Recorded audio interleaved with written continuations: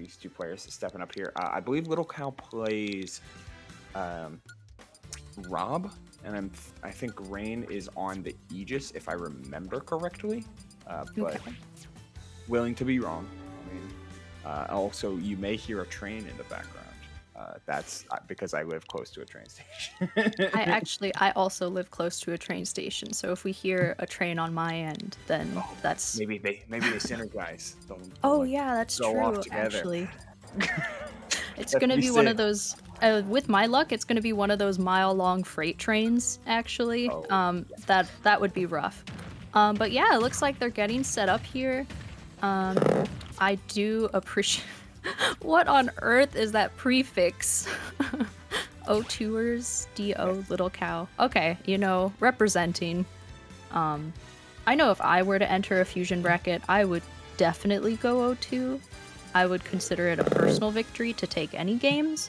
But I'll bet we will see much closer competition from these two than if it were me entering bracket.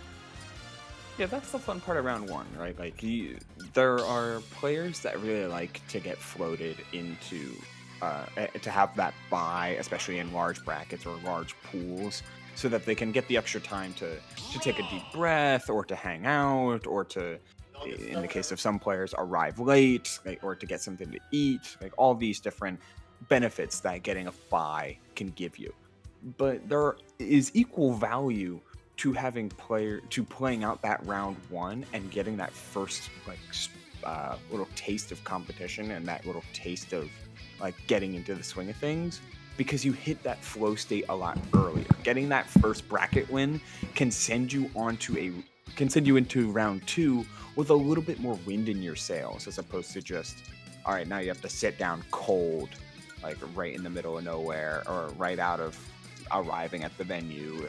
Even like, you just kind of have to go with it and see if you can warm up in the midst of things, especially against an opponent who already might be warm. And you're But absolutely correct with that, actually. That even if you were seeded into a person to beat you in your round two, after your round one, it's still such a nice feeling to go into something knowing that you've taken a set that day. But we will be getting started right now. yeah, this is a quintessential matchup, all things considered, right? Like, these are two meta titans. These are two very, very prominent characters with a lot of reward. The trick will be how well both of them can fight off some of the autopilotisms, right? Like, it's so easy to R.O.B to pilot into just like gyro nair or nair gyro and down tilt and see how it plays out. And it just like, it's so easy for Pythra just to get into like a nair down tilt dash attack loop. You have to start playing with a little bit more forethought, especially between these two, because it's so explosive of a punish game on either end. It absolutely is, and I think something like this, like what Little Cow is doing right now versus Rayne, exploiting recoveries, is going to be something that we want to see from a character with an exploitable recovery, such as Aegis. But however, you see Rayne keeping Little Cow on his back foot right now and taking the first stock of the game, actually.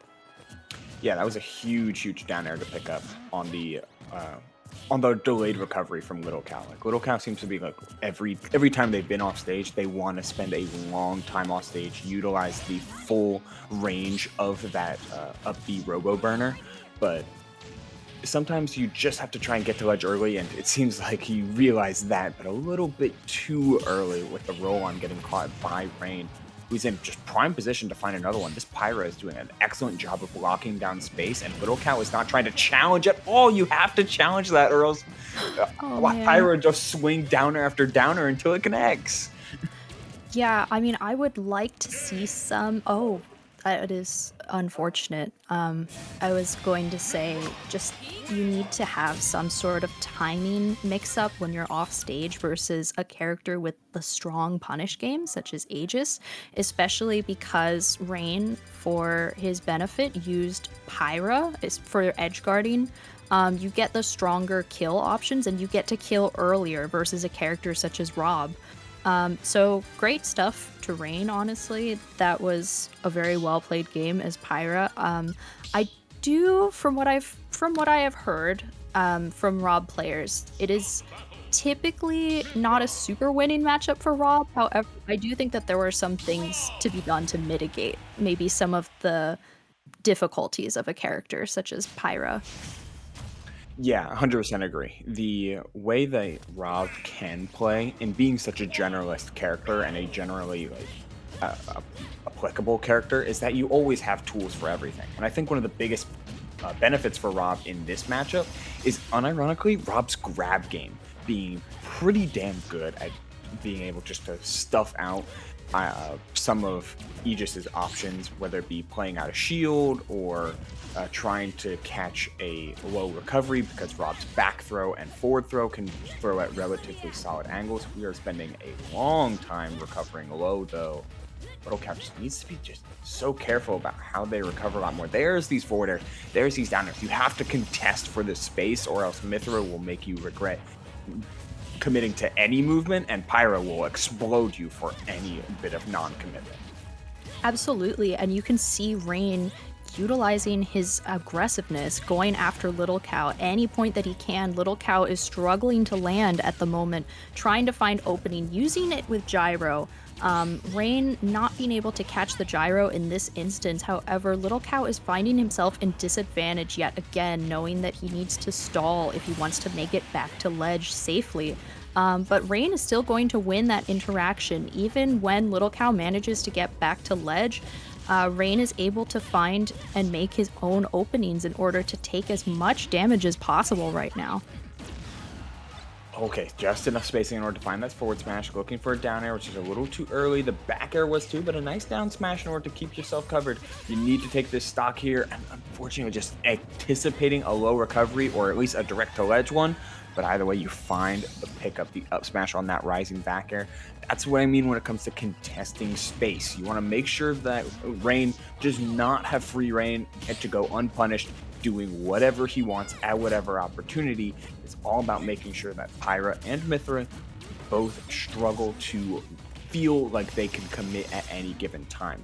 Especially Mythra, her frame data is just so absurd that if there's an excess of confidence, then they can just go buck wild so quickly. Absolutely. I think what you were saying earlier about Rob needing to utilize his grabs is not something that I am still seeing from Little Cow. I think he had a very golden opportunity to go for a grab just a few minutes ago when Rayne was standing in shield while Little Cow was able to avoid the side B. I think that would have been a great opportunity for her punish, but we just didn't see that. And as you can see here, Little Cow is going to continue to lose stocks.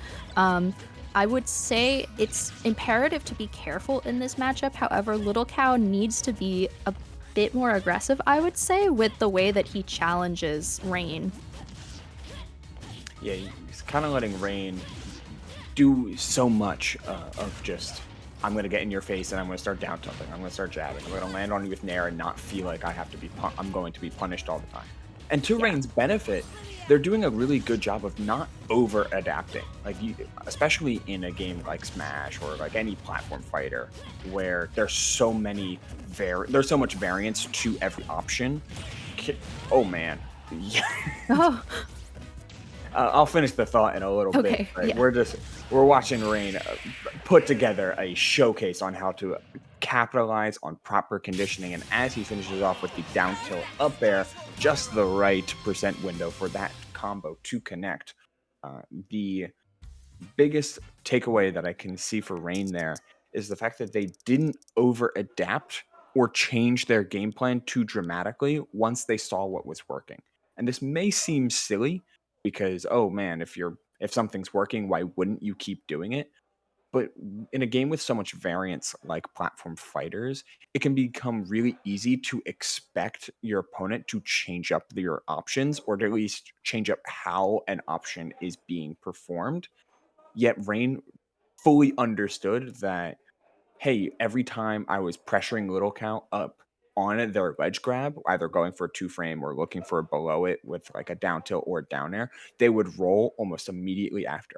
I'm not Mhm. going to deviate from this game plan, from this window of opportunity that I have until I'm 100% sure that they have adapted to it by picking a different option or a different timing. And it continued to work and Yep, throughout the rest of game two. correct. I think if maybe if I were playing a character whom or a player, I would say, whom I knew were better than me, I would not go for something as punishable as a lot of what Rain did. However, if I were playing someone whom I felt confident against, then I think that that's absolutely what I would do. You know, why if it ain't broke, don't fix it sort Oh of yeah. mentality, you know? But if I knew that I had the advantage or that I were the expected person to win, then I would absolutely go for things like that, especially in the way that Little Cow was often struggling or on his back foot in a lot of those situations. So it was a great game to get us started, honestly, though.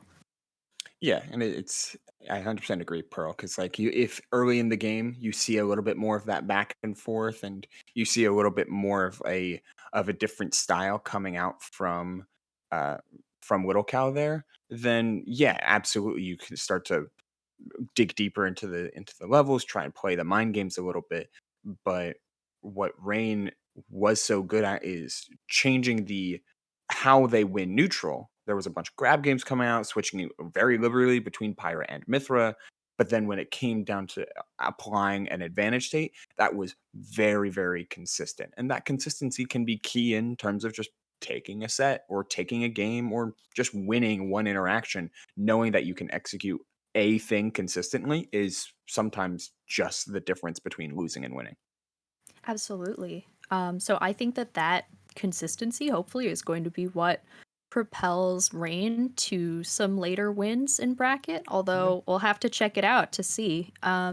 He's So got a rough pull. actually He's got a rough pull. Sinister's a really good player, but also Aegis against Ryu slash Ken is a really good matchup for Aegis typically. So we'll have to see. But man, I like yeah, the talent. The talent here today for this Fusion 250 is some of the most like in the soup, I guess, type of talent. Because I mean, Mr. Thugs, Phantom, Delta Force, Kazi, Sinister, Haze, Fawn, Jucane, Beast, like all of them, I feel like are around the same skill level. So it really is gonna be dependent on those little windows and those little consistencies, depending on who's gonna be able to make top eight winner side or who's gonna, drown in pools. right, absolutely. And yeah, exactly like you said, Sinister is an incredible player. It's going to be a difference between a PR player versus someone who is not PR, such as Rain. But looking at bracket, actually, it looks like the next players that we have on stream are going to be Yellow Salami versus Mimic. Um, Mimic, I believe, is a Kazuya main, at least a dual main. Okay. So here, if Yeah, we yeah. Yellow is either a Luigi or Fox. If it's Kazuya, then definitely he's going to be going Luigi.